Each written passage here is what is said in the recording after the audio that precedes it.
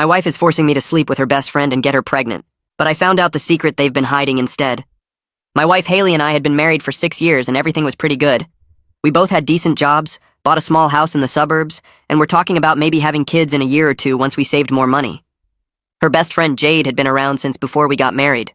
She was always at our house, came on vacations with us, basically like a third person in our marriage, but I didn't mind because Haley was happy.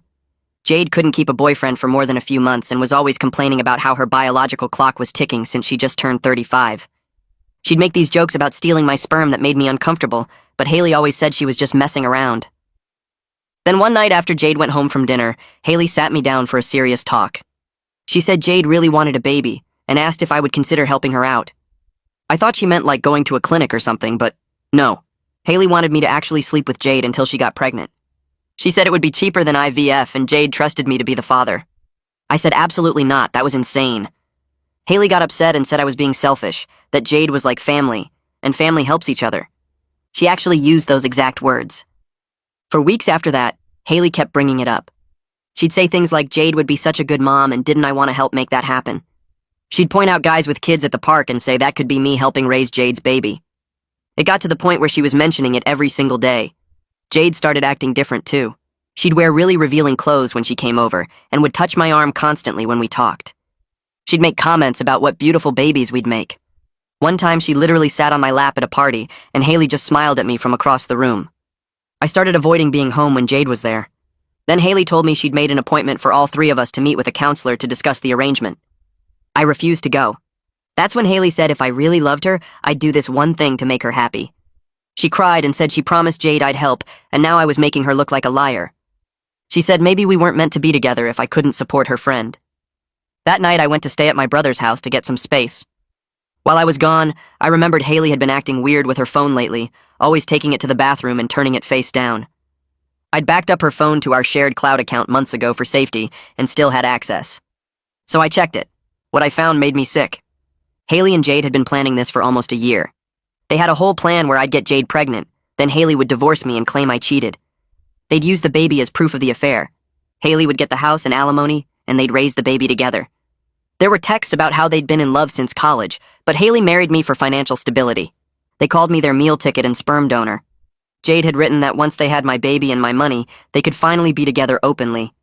They'd already consulted with a divorce lawyer about how to make the cheating story stick. The lawyer told them if they could prove adultery with a pregnancy, Haley would get everything.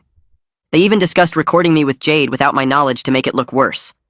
I screenshot everything and sent it to my divorce lawyer that morning. Then I went back home and acted normal. Told Haley I'd been thinking about it and maybe we should talk more about helping Jade. Both of them got so excited. Haley started planning when it would happen based on Jade's cycle. They wanted to do it the next week when Jade was ovulating. I agreed and said we should have a nice dinner first to make sure everyone was comfortable. That dinner was Friday night. Jade came over in this tiny dress and kept giving me these looks. Haley made my favorite food, and they both kept filling my wine glass. After dinner, Haley suggested we all go to the bedroom to talk more privately. That's when I told them I knew everything. I pulled out my phone and showed them the screenshots. Haley's face went completely white like someone drained all the blood out of her. Her hands started shaking so bad she had to grip the edge of the table. Jade jumped up so fast her chair fell backward and her wine glass tipped over, red wine spreading across the white tablecloth like blood. They both started talking at the same time, their voices getting louder and higher. Haley kept saying the texts were fake, that I must have made them up somehow. Jade was claiming I twisted everything, that I was taking their private conversations out of context.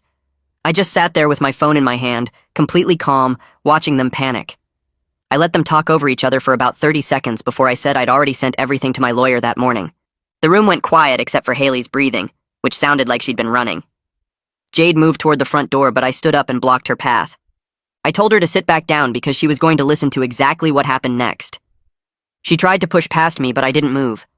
I explained that my lawyer had copies of every single text message, every email, every detail of their plan.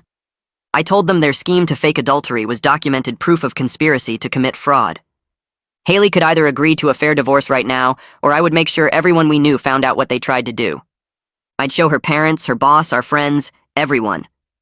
Jade's face turned red and she started crying, but they weren't sad tears. She looked furious. Haley just kept staring at me like she didn't recognize who I was. That's when Haley completely broke down.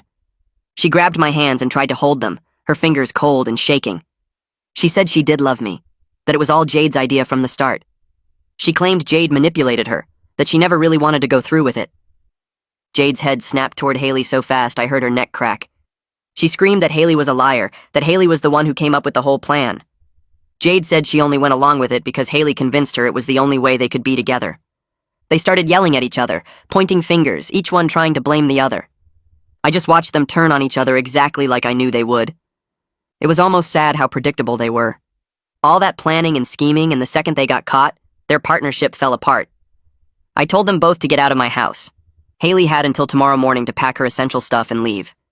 Everything else we'd deal with through lawyers. Haley started begging to stay and talk, saying we could work this out if I'd just listen. She reached for me again, but I stepped back. I told her I was done listening to lies. I pulled out my phone and called my brother Troy. Jade tried to leave, but I told her to wait until Troy got here because I didn't trust either of them alone in my house. I thought they might try to delete things off my computer or take important papers. Haley kept crying and saying my name over and over. Jade sat back down at the table and just stared at the spilled wine, not looking at either of us. The 20 minutes until Troy arrived felt like hours. Troy showed up faster than I expected. He must have been speeding the whole way. I opened the door and he took one look at my face, then at Haley crying on the couch and Jade sitting at the table, and he knew something big had happened. I handed him my phone with the screenshots pulled up. His face changed as he read through them. His jaw got tight and his eyes went hard. When he looked up at Haley, I'd never seen him look at anyone like that before. He told her to get whatever she needed for tonight and get out. His voice was scary calm. Haley tried to explain, but Troy cut her off. He said he didn't want to hear it. She grabbed her purse and her coat, still crying, and left without another word. Jade followed her out. Neither of them looked back. Troy locked the door behind them and turned to me. He said we were changing the locks tonight, and I was staying at his place until the divorce was final. He said Haley didn't deserve another second of my time or energy. We went to the hardware store right then, at almost 10 at night. Troy knew which locks to get and how to install them. We got back to the house and he changed both the front and back door locks while I packed a bag. It took him less than an hour. He worked fast and didn't talk much, but I could tell he was angry on my behalf. When we finished, we loaded my stuff into his truck. I took one last look at the house before we left. It didn't feel like home anymore. It felt like a place where I'd been played for a fool for 6 years. Troy's apartment was across town, smaller than my house, but clean and quiet. He set me up in his guest room and told me to get some sleep if I could. I didn't think I would, but I was so exhausted from the adrenaline crash that I passed out almost immediately. The next morning, I woke up to banging on Troy's door. It was barely 8 in the morning. Troy answered it, and I heard Haley's voice, then another woman's voice I recognized as her mother, Olive. I got dressed quick and came out of the guest room. Olive was standing in Troy's living room looking around like she owned the place. She started yelling at me the second she saw me. She said I was cruel and heartless for abandoning my wife, that Haley called her sobbing last night saying I threw her out for no reason. She said whatever problems we had, we should work them out like adults instead of me running away. I didn't say anything. I just pulled out my phone and handed it to her. I told her to read the messages between her daughter and Jade. Olive's face changed as she scrolled through the screenshots. Her mouth opened a little and her hand came up to cover it. She read for what felt like forever, her eyes getting wider. When she finally looked up, she wasn't yelling anymore. She turned to Haley, who was standing behind her looking at the floor. Olive asked if this was real. Haley started to say something, but Olive cut her off. She asked if Haley really planned to trick me into getting Jade pregnant so she could divorce me and take everything. Her voice cracked on the last word. Haley tried to explain, but nothing she said made sense. Olive just kept shaking her head. She asked Haley if this was really who she was, if she raised someone who could do something like this. Haley started crying again. Olive handed my phone back to me and told Haley they were leaving. She didn't apologize to me, but I could see in her face that she was ashamed. They left, and Troy locked the door again. Monday morning, I met with Elena Velasquez at her office downtown. She was the divorce lawyer I'd sent the screenshots to on Saturday morning. Her office was on the 10th floor of a glass building with a view of the whole city. She had the screenshots printed out and spread across her desk when I walked in. She told me this was one of the clearest cases of fraud and conspiracy she'd seen in 15 years of practice. Most divorce cases were messy and emotional with lots of he said, she said, but this one had everything documented in their own words. She explained that Haley's plan to fake adultery actually worked against her now. We had proof she was trying to manipulate the legal system, which meant I was in a much stronger position than most husbands going through divorce. Judges didn't like people who tried to game the system. Elena said we could push for me to keep the house and most of the assets since Haley had been planning to commit fraud. She asked if I wanted to go after Jade too for conspiracy, but I said I just wanted to be done with both of them. 3 days later, Elena got a call from Haley's new lawyer. Elena put it on speaker so I could hear. The lawyer tried to claim the texts were just venting between friends, that they didn't mean anything real. People say things when they're upset that they don't really mean. Elena didn't even pause before responding. She pointed out that Haley and Jade had consulted with a divorce attorney about the specific strategy, which proved intent and planning, not just venting. That consultation was documented. There were emails setting up the appointment. The lawyer on the other end got quiet. Then he said he'd talk to his client and call back. Elena smiled at me after she hung up. She said Haley's lawyer just realized how bad this looked and was probably telling Haley right now that fighting this was a terrible idea. I started telling close friends what happened because I knew Haley would make up her own version of events. I called my best friend Cameron first. We'd known each other since college. I met him at a coffee shop near his work and showed him the screenshots. His face went through about 5 different expressions as he read. When he finished, he said he was horrified but not totally surprised. He admitted he always thought Jade was weirdly possessive of Haley. He said their friendship seemed intense in an uncomfortable way, like Jade was always touching Haley or sitting too close or making comments that seemed more than friendly. But he never imagined they were actually together and planning something like this. He asked if I needed anything, and I said I just needed people to know the truth before Haley started lying about what happened. 2 weeks after the Friday night confrontation, I was going through our bank statements with the financial advisor. I wanted to understand exactly what money we had and how to split things fairly.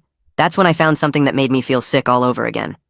Haley had been secretly sending money to Jade for months, not just small amounts either.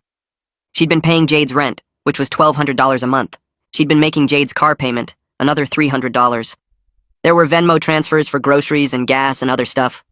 I added it up and it came to almost $2,000 a month for the past 8 months. $16,000 of our money I thought we were saving for our future and maybe kids someday, had been going to support Jade. Haley had been using my income to take care of her girlfriend while lying to my face about our finances and our future. I sent the bank statements to Elena immediately. She called me back within an hour and said this was even better evidence of fraud than the texts. Haley had been stealing marital funds to support her affair partner while planning to leave me. This was exactly the kind of thing judges hated. Elena filed for divorce the following Monday morning. She called me from her office to confirm she'd submitted everything to the court and that Haley's lawyer would receive the papers by end of day. The petition cited fraud and emotional abuse as grounds for divorce, which felt accurate given everything that happened. But what made me sit up in my chair was when Elena explained she'd also included a financial claim. She wanted Haley to pay back every dollar she'd secretly given to Jade over those 8 months. $16,000 of marital funds used without my knowledge or consent. Haley's lawyer called Elena 3 days later trying to negotiate. He claimed the money transfers were just normal friend-helping-friend situations, nothing unusual or wrong about it. Elena shut that down immediately by reading him specific text messages where Haley and Jade discussed using his money to build their future together. The text made it crystal clear this wasn't innocent friendship support. This was funding their planned life after they destroyed mine. The lawyer got quiet after that and said he'd talk to his client about settlement options. I was at Troy's apartment the following Tuesday around 7 in the evening. Troy had gone to pick up dinner from the Thai place we both liked, leaving me alone in his living room watching some cooking show I wasn't really paying attention to. That's when someone knocked on the door. I looked through the peephole and my stomach dropped. Jade stood in the hallway wearing jeans and a sweater, looking smaller and more nervous than I'd ever seen her. I almost didn't answer, but then I remembered my phone was in my pocket. I pulled it out, opened the voice recorder app and hit record before I opened the door. She started talking immediately, words spilling out fast like she'd practiced this speech. She said she was sorry, that she never meant for things to go this far, that it was all getting out of hand. She claimed if I dropped the financial claims against Haley, she would testify in court that the whole plan was her idea. She'd take full responsibility and say she manipulated Haley into going along with it. I just stood there in the doorway listening to her try to save Haley by throwing herself under the bus. When she finally stopped talking and looked at me with these hopeful eyes, I held up my phone so she could see the recording app running. Her face went completely white. I told her that her showing up here trying to manipulate me again was just more proof of who she really was. That I had evidence of her trying to interfere with legal proceedings now, that she needed to leave and never contact me again. She opened her mouth like she wanted to argue, but nothing came out. She turned and walked down the hallway without another word. I closed the door, stopped the recording, and immediately sent the file to Elena with a text explaining what just happened. Elena responded within 5 minutes saying this was perfect evidence of witness tampering and that Jade was an idiot. My phone rang 2 days later while I was at work. The caller ID showed Olive's number and I almost didn't answer. But something made me pick up. Olive's voice sounded different from it had at my house when she was yelling at me. Quieter. Older somehow. She said she needed to apologize for how she reacted when I showed her the screenshots. She'd been thinking about it constantly since that day and realized she'd chosen to believe her daughter without really looking at the evidence. She told me Haley had been calling her every day since the confrontation, crying and claiming I was abusive and controlling, that I'd manipulated the text messages somehow and was trying to destroy her reputation. But Olive said she went back and read through all the screenshots I'd sent her again. Really read them this time instead of just skimming, and she couldn't deny what was right there in her daughter's own words. She said she felt like she didn't know Haley anymore.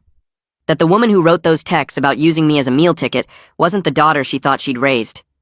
She cried a little on the phone and said she was devastated, but she believed me and she was sorry.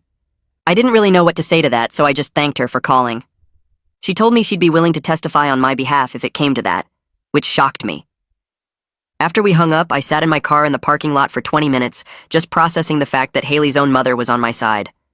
A month into living at Troy's place, I had the worst night since everything exploded. It was a Saturday around 2 in the morning and I couldn't sleep. I kept thinking about all the moments from my marriage that I thought were real. Our wedding day when Haley cried during her vows, and I believed she meant every word. The vacation we took to the beach where she held my hand and talked about growing old together. Every single time she said she loved me while secretly planning to destroy my life. I got up and went to the living room where I'd stored some boxes of my stuff from the house. I found the one with our photo albums and started going through them. Pictures of us smiling at restaurants, at friends' weddings, on hiking trips. In every photo we looked happy and in love. But now I knew it was all fake on her side. She was just playing a role while I actually loved her.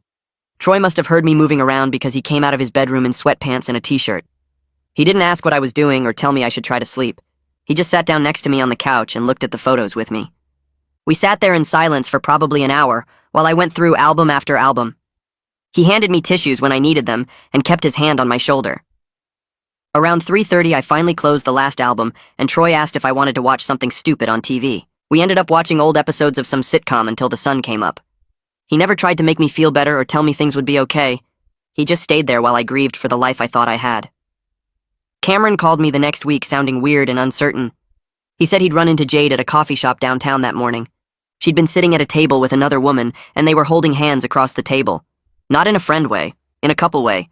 The woman had her arm around Jade's waist when they got up to leave and kissed her cheek in a way that made it obvious they were together. Cameron said he watched them for a minute, surprised, then went outside and called a mutual friend who knew Jade through work. That friend told him Jade had been dating this woman named Ronan for almost 2 years. 2 years. Which meant Jade was already in a whole relationship when she and Haley came up with their plan to get me to sleep with her and have a baby. I felt sick when Cameron told me this. Everything I thought I understood about their scheme suddenly had another layer I hadn't seen. They weren't even actually a couple in the way I'd imagined. Jade had her own girlfriend the entire time. The discovery that Jade had been dating Ronan for 2 years made everything so much worse. I'd been thinking of Haley and Jade as two people in love who wanted to be together but needed my money to make it work.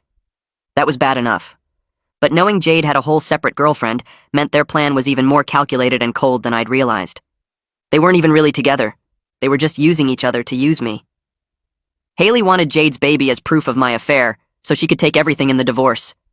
Jade wanted my DNA and probably some of that $16,000 Haley had been giving her, and Ronan was just sitting there in the background the whole time while her girlfriend plotted to get pregnant with my child. The layers of lies made my head hurt. I started wondering if I'd ever known either of them at all. If anything about the last 6 years had been real. Every memory felt contaminated now by knowing how many people were lying to me at once. The mediation happened on a Thursday morning in a conference room downtown. Elena sat on my left, Haley and her lawyer sat across the table, and the mediator sat at the head trying to look neutral and professional. We'd been there for about an hour going over asset division when Haley suddenly started crying. Real tears running down her face, her voice shaking as she looked right at me. She said she knew she'd made mistakes, but she still loved me. That she wanted to work on our marriage if I'd give her a chance. That we could go to counseling and fix this. The mediator looked uncomfortable, but asked if she was serious about reconciliation. Haley nodded and reached across the table like she wanted to hold my hand. The mediator then asked if she was willing to be completely honest about the affair planning and pay back the money she'd given to Jade. Haley pulled her hand back immediately. Her tears stopped like someone had flipped a switch. She said she wouldn't admit to anything because she didn't do anything wrong. Just like that. No more crying, no more talk about loving me or fixing things. Her lawyer put his hand on her arm like he was trying to stop her from talking, but she ignored him, She said the texts were private conversations that I had no right to read, and that giving money to a friend wasn't a crime. The mediator sat back in his chair, and I saw him write something on his notepad. Even he could see exactly who she was now. Elena looked at me, and I gave her a tiny nod. She told the mediator we were done trying to negotiate and would proceed with the divorce as filed. We settled 2 weeks later without going to court. Haley got her personal belongings, her car, and nothing else. No house, no savings, no alimony. She had to agree to pay back half of the $16,000 she'd given to Jade, which came to $8,000 paid out over the next 2 years at $333 per month. Elena told me I could probably fight for more, maybe even get all $16,000 back, but dragging this through court would cost me thousands in legal fees. Plus more months of having Haley in my life through court dates and hearings and depositions. She said sometimes the best revenge was just being done with someone. I agreed to the settlement because I wanted Haley out of my life more than I wanted every dollar back. The lawyer drew up the papers and we both signed. Her lawyer looked relieved. Haley looked angry but trapped. Elena looked satisfied. I just felt tired. The divorce finalized 4 months and 3 days after that Friday night dinner when I showed them the screenshots. Elena called me on a Tuesday morning to say the judge had signed the papers and it was officially done. I went to her office that afternoon to pick up my copies. Troy came with me because he knew I didn't want to be alone for this. Elena handed me the folder with all the final documents and congratulated me on being a free man. I sat in her office looking at the papers that said my marriage was over. 6 years together, gone. Except it had never really been together. It had been Haley using me while I loved someone who didn't exist. I felt relieved that it was finished. Sad that I'd wasted so much time. Angry that she'd done this to me, but mostly I felt free. Like I could finally breathe without wondering what she was planning or who she was texting or what lies she was telling. Troy put his hand on my shoulder and asked if I was okay. I told him I would be. We left Elena's office and went to get lunch because I couldn't think of anything else to do with this strange feeling of being suddenly unmarried. I moved into my own apartment 3 weeks after the divorce finalized. Troy had been amazing letting me stay with him, but I needed space that was completely mine. A place with no memories of Haley or Jade or any of the lies. I found a small one-bedroom place about 20 minutes from work. The rent was reasonable and the building was old but clean. I didn't have much furniture since Haley had kept most of what was in the house as part of her personal belongings. Troy gave me his old couch that he'd been meaning to replace anyway. Cameron brought over a kitchen table and chairs he'd been storing in his garage. Another friend donated a bookshelf and some lamps. My bedroom had a mattress on the floor and a plastic dresser I bought at a discount store. The whole place looked like a college apartment with mismatched furniture and bare walls. But it was honest. Every single item in that apartment was there because someone actually cared about me and wanted to help. Nothing was chosen by Haley to match her fake vision of our fake life together. I sat on Troy's old couch that first night eating pizza straight from the box and looking around at my small, honest, real apartment. It wasn't much, but it was mine. Actually mine. And that felt better than the house with Haley ever had. I found out about a month after moving into my apartment that Cameron had been keeping tabs on what happened to Haley and Jade after everything fell apart. He told me over coffee one Saturday morning that their relationship didn't survive the divorce. They'd turned on each other completely, each one blaming the other for the plan failing and for me finding out. Jade had apparently moved to another state to live with Ronan Austin, the girlfriend she'd been hiding the whole time. Cameron said Jade just packed up and left without even saying goodbye to anyone, which seemed fitting for someone who'd been lying to everyone for years. Haley was living with her mother Olive and working retail at some clothing store in the mall. She couldn't afford her own place because of the debt she owed me and because she'd lost her decent job when word got around about what she'd tried to do.